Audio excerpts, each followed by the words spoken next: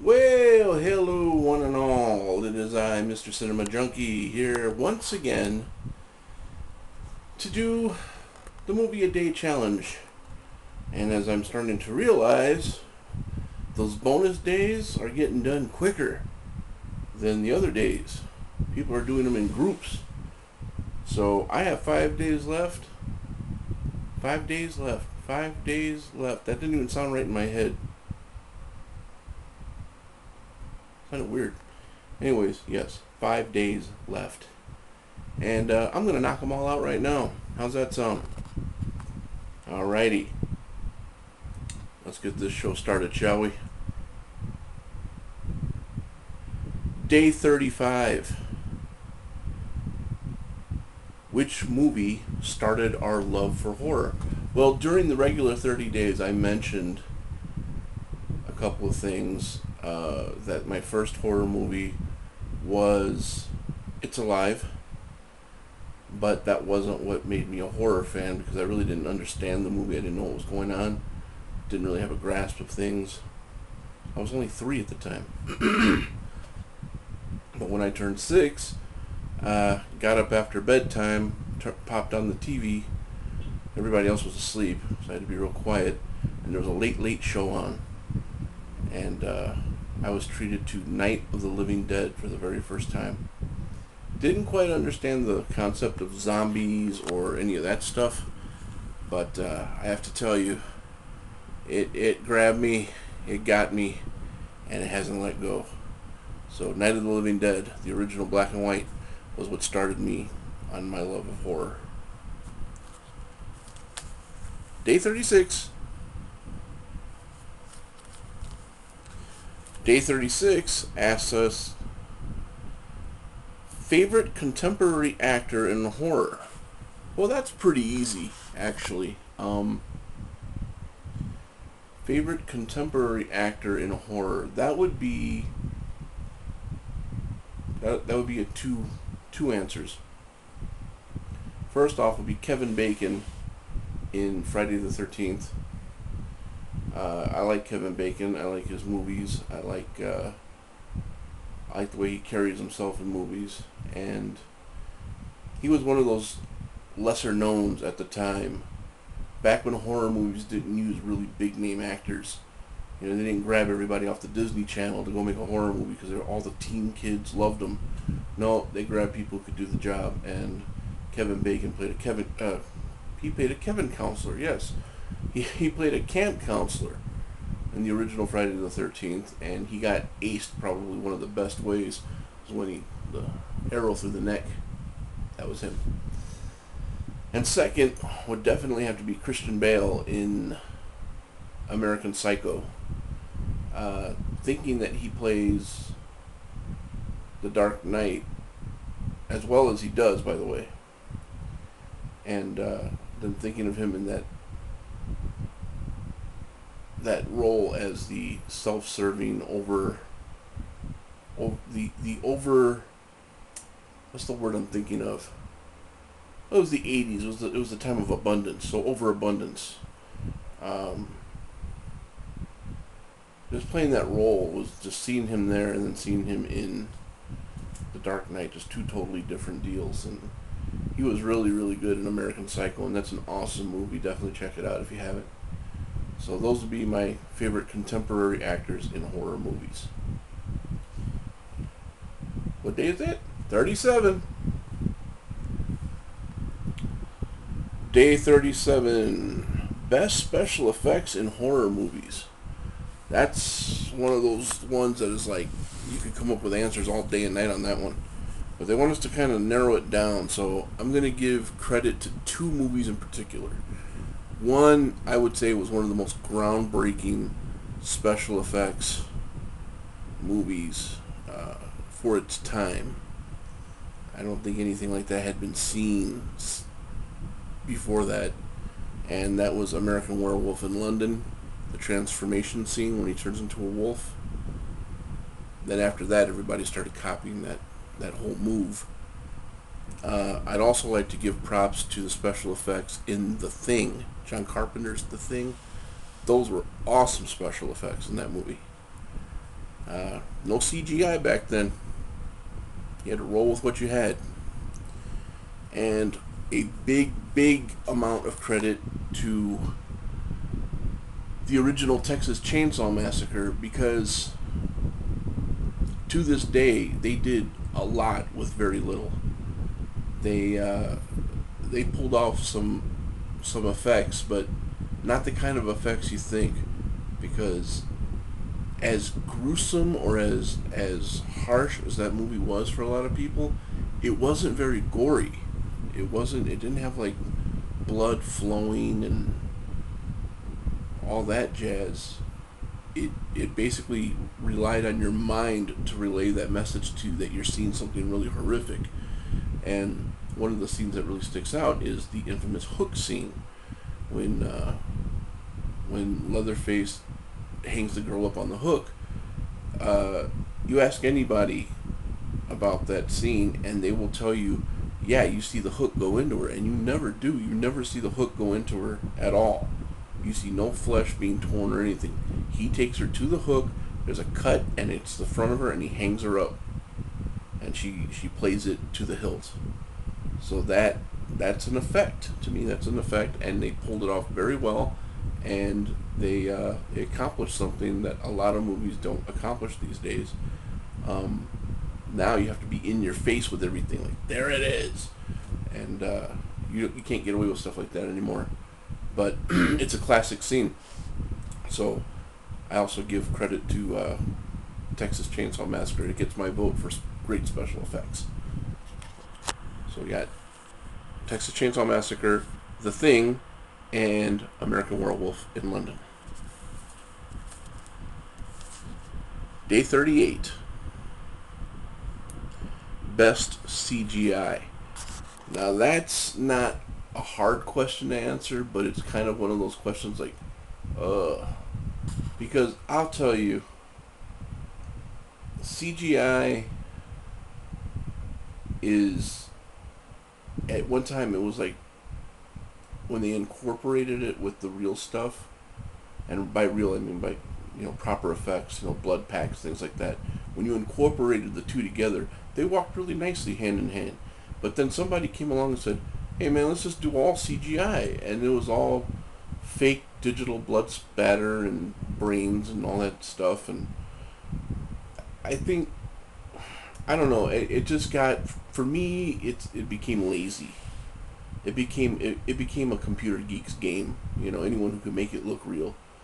The art of proper effects was kind of going out the door and being replaced with digital effects, which looks too clean and too sterile and too perfect. Even if you make a blood spatter, it still looks too perfect. You can't. It still reeks of pattern, and when you're doing a proper blood effect, there is no pattern to it. It's just madness, just everywhere. So you can't do that. I mean, you can if you really took the time, but not anybody takes that kind of time on the computer. They just go, okay, here's the effect, and there you go, there's your blood. But some people have pulled off CGI pretty damn well, and one movie in particular that did it was Midnight Meat Train. Good old Vinnie Jones. The scene in the train where he bashes the back of Raimi's head with the big metal mallet, and his eyeballs go popping out of his head and blood flying everywhere. I thought that was pretty damn incredible. I liked it. I definitely liked it. And then, like I said, it went hand in hand with the real stuff, because the girl sitting there gets splattered with stage blood. And your mind tells you, hey man, something really horrific just happened here. And that's the way it's supposed to be, So I thought that CGI was right on, and it was absolutely excellent. So my vote for best CGI in horror movie goes to Midnight Meat Train. 39. A movie that must be seen on a big screen. I'm going to go with, on this one, quite simply, The Exorcist, and I will tell you why. Because we, especially us older horror fans, and I'm not taking away from you younger horror fans because you guys have a love and appreciation for these kinds of movies, and we appreciate you for it. But there are some people from your generation who kind of dog on The Exorcist, saying, "Oh, that movie's not scary." Yeah, because you're watching it safely at home on your little TV with your stoner friends, making fun of everything that happens in there. There's nothing gripping you. See it on the big giant screen with the Dolby surround sound, and it's a whole other thing. It's a whole other experience that way. I think that's what a lot of the movies are missing, that big screen experience. So I would say that if there was a movie that needed to be seen on the big screen, a lot of the stuff from the 80s and 70s really should be seen again on the big screen. But if I had to pick just one, I'd go with The Exorcist, because that's the one I keep hearing a lot of youngsters saying, "That movie's stupid. It's not scary, it's stupid." Yeah, okay. Because you got the lights on and stuff at home, man. So, I'm going with The Exorcist on that one. And 40. Bonus day number 40. A must-see for horror fans. You know, I had my answer all picked out till I watched Pilot Error 88's video, and then I started thinking, oh yeah, there's other ways to look at that question. But you know what? I think I got it narrowed down, because I'm thinking along the lines of me talking to another horror fan, saying, because last night we were chatting, a lot of us were chatting, and I was really surprised at some of the titles that came up that people said they had never seen. Not questioning their love for horror, not questioning their fandom. I hate when people do that. You're not a real fan if you don't like this movie. Man, shut up. You call yourself a fan and you haven't seen... Man, I will kick you in the nuts. Just because somebody hasn't seen a certain movie or doesn't like a certain movie does not take away from their fandom. Horror is a very wide genre. There's so many different aspects to it and so many different titles. You know, one man's love is another man's sickness, I guess. I don't know exactly how to say that right now. But what I'm going to say is, you can't peg everybody to one movie and make them like it, and if not, then you're questioning their love for the genre. You can't do that, because as Matt said, that's elitist. But no, I'm thinking along the lines of, oh, you mean you haven't seen this movie? Oh man, you gotta see it. You gotta. So it's a 3 title list.